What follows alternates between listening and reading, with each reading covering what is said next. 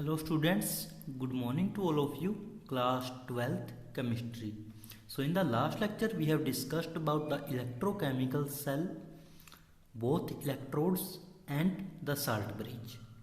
So the questions in the last video is that if the salt bridge is not present, then what happens? So as we studied that if salt bridge is not present, then the ions not move from one electrode to another and the cell not working.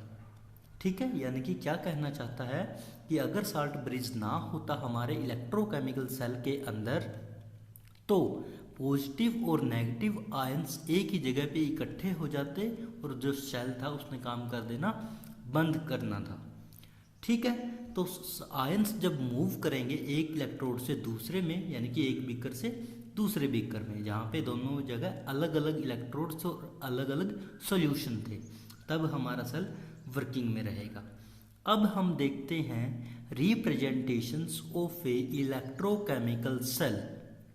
देखिए representations में क्या कहता है, हमने दो beaker देखे थे, एक में हमारे पास Zn था, दूसरे में Cu था। तो ये कहता है कि the representations of a electrochemical cell कैसे शो करेंगे। एक साइड हम लिखेंगे लेफ्ट हैंड साइड, शॉर्ट में लिखा है ये LHS, यानी कि लेफ्ट हैंड साइड, जहाँ पे प्रोसेस होती है बच्चे ऑक्सीडेशन। क्लियर। दूसरा है RHS, RHS means right hand side. Right hand side में कौन सी प्रोसेस होगी, रिडक्शन। ठीक है, दोनों प्रोसेस होगी, एक में ऑक्सीडेशन एक में reduction. Oxidation left hand side, reduction right hand side. अब रिप्रेजेंट देखिए कैसे करते हैं सेल को। सबसे पहले हमारे पास क्या था, Zn का इलेक्ट्रोड, जो कि किस फॉर्म में था, सॉलिड। ठीक है, स्लैश लगाएंगे क्योंकि वो कहाँ चला गया, Zn का जो इलेक्ट्रोड था वो चला गया Zn2 पॉजिटिव के अंदर।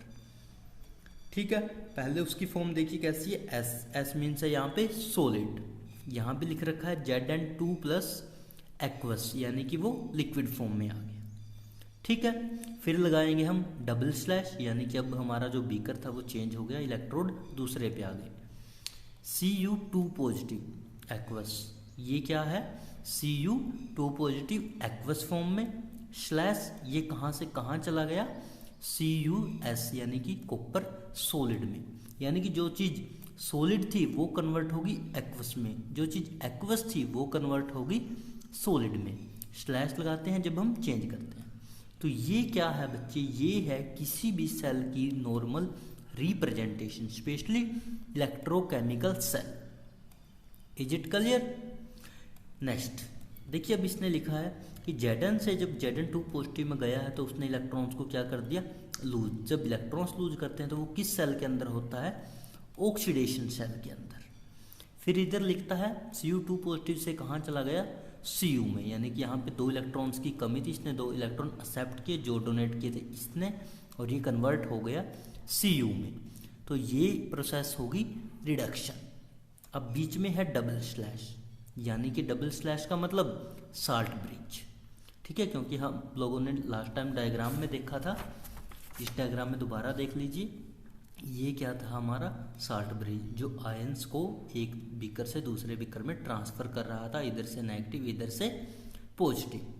क्लियर। ये Zn की इलेक्ट्रोड थी, ये कॉपर की इलेक्ट्रोड थी। अब आगे देखते हैं कुछ बेसिक सी टर्म्स लाइक इलेक्ट्रोड पोटेंशियल। कई बार एक डेट नंबर में क्वेश्चंस आ जाता है, लाइक डेफिनेशन ही पूछ लेता है कि इलेक्ट्रोड पोटेंशियल क्या है। So it is defined as the ability of a electrode to gain और lose electrons in connect with those ions. यानी कि कोई भी एक ऐसा इलेक्ट्रोड जो क्या करेगा कि या तो इलेक्ट्रॉन्स को गेन करेगा या फिर इलेक्ट्रॉन्स को लूज करेगा। ठीक है, उस इलेक्ट्रोड को हम बोलते हैं electrode potential in connect with those ions. और वो किससे कनेक्टेड रहता है, उसके आयंस के साथ, जो भी वहाँ पे है, जो उसने लूज किए या जो गेन किए। ठीक है, नेक्स्ट टर्म देखिए, दैट इज ऑक्सीडेशन इलेक्ट्रोड। अब ऑक्सीडेशन इलेक्ट्रोड क्या होता है, It is a electrode at which oxidation occur due to release of electrons and its potential is called oxidation potential। कहता है कि वो इलेक्ट्रोड जहाँ पे ऑक्सीडेशन की प्रोसेस हुई हो, ठीक है, किसकी वजह से? Due to release of electron. Oxidation की प्रोसेस कब होती है? जब इलेक्ट्रॉन्स रिलीज होते हैं, यानी कि उसने लूज कर दिए एक टाइप से, ऐसा बोल सकते हैं, ठीक है। उस इलेक्ट्रोड को हम बोलते हैं ऑक्सीडेशन इलेक्ट्रोड। क्लियर? फिर कहता है उस ऑक्सीडेशन इलेक्ट्रोड का जितना पोटेंशियल होगा that potential is known as oxidation potential. Clear? चलिए नेक्स्ट टर्म पे, दैट इज रिडक्शन पोटेंशियल, यानी कि अब उसका opposite. It is a electrode at which the reduction occur, यानी कि वो इलेक्ट्रोड जहां पे क्या हुई हो? रिडक्शन हुई हो। किसकी वजह से? Due to gaining of electron. Reduction किसकी वजह से? Gaining of electron. लाइक हमारे पास Cu2 पॉजिटिव था, उसने 2 इलेक्ट्रॉन गेन किए और वो कन्वर्ट हो गया Cu में, तो वहां पे रिडक्शन होगी। किसकी वजह से? गेनिंग ऑफ इलेक्ट्रॉन्स की वजह से। And it's potential is called reduction potential, यानी कि जो इलेक्ट्रोड गेन करेगा इलेक्ट्रॉन्स को उसे हम बोलेंगे रिडक्शन इलेक्ट्रोड। और उस रिडक्शन पोटेंशियल का, उस रिडक्शन इलेक्ट्रोड का जितना पोटेंशियल होगा उसे हम कहेंगे रिडक्शन पोटेंशियल। क्लियर? चलिए नेक्स्ट टर्म पे, that is standard electrode potential, यानी कि SEP, शॉर्ट फॉर्म में ऐसे भी आ जाती है SEP, यानी कि स्टैंडर्ड इलेक्ट्रोड पोटेंशियल। ये क्या है? देखिए, it is defined as the potential of a electrode having solution of its own ions at 298 kelvin and 1 molar concentration. यानी कि कोई भी एक ऐसी इलेक्ट्रोड जो क्या हो, किस सॉल्यूशन के अंदर हो, उसी के आयंस के अंदर हो, उस दौरान टेम्परेचर हो 298 केल्विन, और जिस सॉल्यूशन की कंसंट्रेशन कितनी है? 1 मोलर कंसंट्रेशन। उस दौरान जो इलेक्ट्रोड होगा that is known as standard electrode potential. Clear? क्या कहता है? दोबारा देख लीजिए कि वो पोटेंशियल किसी इलेक्ट्रोड का, जो इलेक्ट्रोड क्या है? जिसके पास एक सॉल्यूशन है, उसके खुद के ही आयंस का, जिस भी चीज़ के वो इलेक्ट्रोड है, उस दौरान टेम्परेचर है 298 और जो कंसंट्रेशन होगी सॉल्यूशन की दैट इज 1 मोलर कंसंट्रेशन। उस पोटेंशियल को, उस इलेक्ट्रोड को हम बोल देंगे स्टैंडर्ड इलेक्ट्रोड पोटेंशियल। क्लियर? एक बार सारी टर्म दोबारा देख लीजिए। सबसे पहले कि अगर साल्ट ब्रिज नहीं होगा तो आयंस नहीं जाएंगे, फिर रिप्रेजेंटेशन ऑफ अ सेल, फिर electrode potential, then oxidation electrode, फिर reduction electrode, then standard electrode potential. उसके बाद देखिए बच्चे, उसके बाद है S.H.E या फिर N.H.E, शी और नी।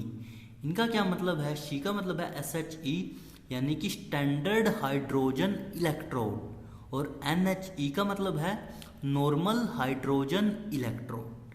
अब लोग हम देखते हैं इनको कि क्या होते हैं ये।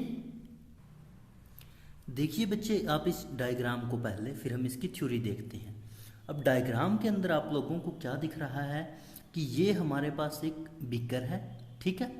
इस बीकर के अंदर क्या है? ये जो पोर्शन दिखा रखा है ये इस चीज़ की कवरिंग है। इस कवरिंग के अंदर हमारे पास क्या है? एक कॉपर की वायर, इसे हम कॉपर की वायर बोलते हैं। आप लोग ऊपर नाम पढ़ लीजिए साथ साथ कि ये क्या है? कॉपर की वायर, जो रोलिंग में दिखा रखी है, कोयलिंग टाइप। उसके बाद नीचे हमने ब्लैक डॉट दिखा रखा है, ये है हमारे पास Hg, यानी कि एक मरकरी का पीस लगा हुआ, ठीक है। और ये किससे कनेक्टेड है? ये कनेक्टेड कर रखा है हमने एक प्लेट से, जो किस चीज़ की है? Pt का मतलब है बच्चे यहाँ पे प्लेटिनम, ठीक है। प्लेटिनम कोटेड विद ब्लैक, ये प्लेटिनम की शीट है, प्लेट है जो कोटेड कर रखी है ब्लैक से, यानी कि प्लेटिनम हो गई, इधर हमारे पास मरकरी हो गई, और इधर हमारे पास क्या हो गया? कॉपर की वायर, ठीक है। अब जो ये हमारा सिस्टम दे रखा है जिसके अंदर ये तीनों चीज़ें बंद है, ये कनेक्टेड कर रखा है H2 gas at 1 atmospheric pressure, यानी कि ये इस हिसाब से छोड़ रखी है इसने जगह कि यहाँ से क्या होगा H2 गैस। ठीक है। दूसरा, अब ये सारी चीज़ें किस चीज़ के अंदर है, ये सोल्यूशन भी जो हमने डॉटेड दिखा रखा है दैट इज सोल्यूशन, और ये सोल्यूशन है हमारे पास 1 मोलर HCl। आप लोग इस डायग्राम को देखिए, कल हम यहीं से स्टार्ट करेंगे और इसे कंप्लीट करेंगे। Thank you so much.